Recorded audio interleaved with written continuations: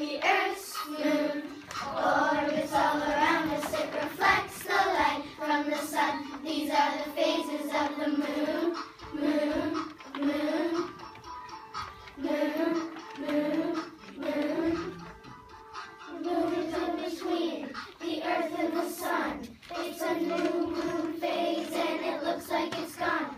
When the Earth is in between the sun and the moon, it's a full moon phase and it looks like a balloon. When the Earth is in between the Earth and the sun, it's a new moon phase and it looks like it's gone. When the Earth is in between the sun and the moon, it's a full moon phase and it looks like a balloon.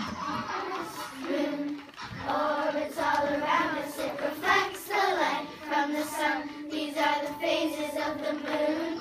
Moon, moon, moon, moon, moon. The Earth's moon orbits all around us. It reflects the light from the sun. These are the phases of the moon. Moon, moon, moon, moon, moon. The moon goes through 8 different phases. The moon looks different, but it never really changes. It depends on the position of the Earth, moon, and sun.